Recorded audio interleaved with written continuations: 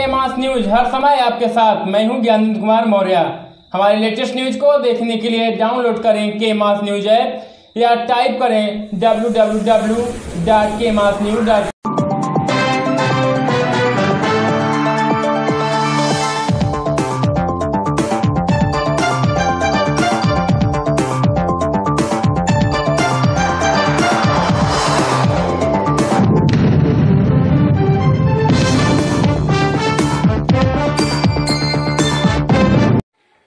नमस्कार, मैं कासिमाबाद संवाददाता गौतम कुमार।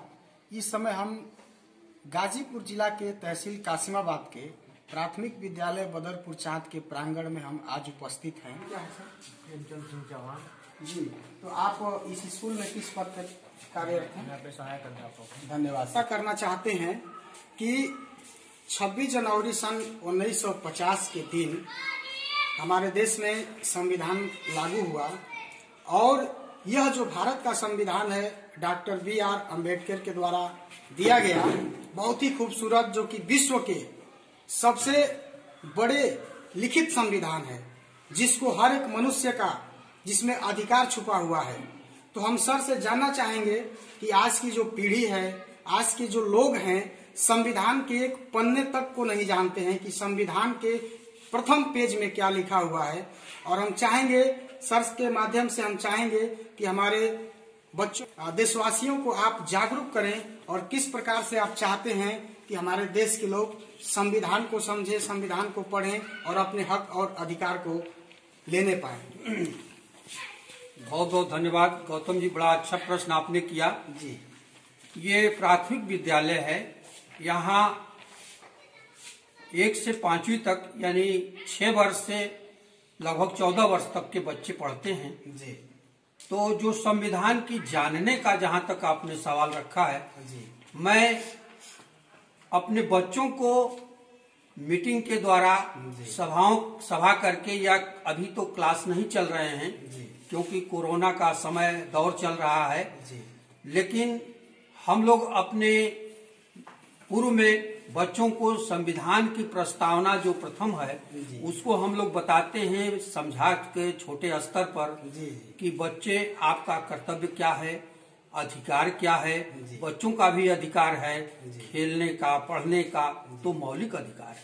तो सर आज हम देख रहे हैं कि 24 मार्च सन 2020 के दिन से सरकार के द्वारा जो लॉकडाउन का प्रावधान किया गया, क्योंकि देश में जो महामारी फैली हुई थी उसको रोकने के लिए, तो लगभग 1 साल होने जा रहा है और 1 साल का जो दौर है पूरा होने जा रहा है। लेकिन जो बच्चों का जो शिक्षा का स्तर है ये गिरता हुआ दिखाई दे रहा है, गार्जियन परेशान है। तो आप इस शिक्षा को रिकवरी करने के लिए कि बच्चे फिर उस शिक्षा को बड़े उमंग के साथ, उत्साह के साथ ग्रहण करें, तो आपका इस पे क्या विचार है? शिक्षा का स्तर थोड़ा सा जो है कोरोना के दौर से कुछ उसके प्रभावित हुआ है, लेकिन हम लोग पूर्ण रूप से प्रयासरत हैं शासन के निर्देशानुसार। ई पाठशाला, मोहल्ला पाठशाला और रेडियो द्वारा, आपका जो है टेलीविजन के द्वारा सारी व्यवधान, और गार्जियंस आते हैं, होमवर्क बच्चों का हम लोग देते हैं, ले जाते हैं, करते हैं। इस तरह से शिक्षा पूर्ण रूप से दी जा रही है। थोड़ा सा बच्चा विद्यालय नहीं आ रहा, अध्यापकों को संरक्षण में पूर्ण रूप से नहीं है, इसलिए थोड़ा सा प्रभावित हो सकते हैं, लेकिन हम पूर्ण रूप से प्रयास करके शिक्षा के स्तर को अपने स्तर पर 100% पहुंचा रहे हैं। तो सर एक चीज और हम जानना चाहेंगे कि अभी कोरोना काल में जो शिक्षा है, सरकार ने ऐसा प्लान बनाया कि ऑनलाइन क्लास चलाया जाए। तो ऑफलाइन क्लास होता है, ऑनलाइन क्लास होता है। ऑफलाइन में जो बच्चे फेस टू फेस पढ़ते हैं उनको अच्छा से समझ में आता है, लेकिन ऑनलाइन में उतना सही समझ में नहीं आ पाता है। इसके विषय में आप क्या कहना चाहते हैं? ऑनलाइन क्लास उस पाठ्यक्रम का ही होता है जिस कक्षा में बच्चा पढ़ रहा है, तो उसके समझ के लिए और नए नए जो प्रशिक्षण हम प्राप्त कर रहे हैं प्रेरणा ऐप के द्वारा, तो उसमें नई नई गतिविधियों के द्वारा, कहानी माध्यम, अभिनय माध्यम, गीत के माध्यम से, खेल खेल में शिक्षा के द्वारा बच्चों को समझाया जा रहा है। तो मैं सर एक चीज और जानना चाहूंगा कि हमारे गुरु का मतलब होता है अंधकार से प्रकाश की ओर ले जाने वाला। चूंकि मैं भी इसी स्कूल का छात्र रहा हूं और कक्षा 1 से लेकर के 5 तक की जो शिक्षा है हमारा यहीं से पूर्ण हुई है, तो हम चाहते हैं कि इसी विद्यालय के बच्चों को नहीं बल्कि भारत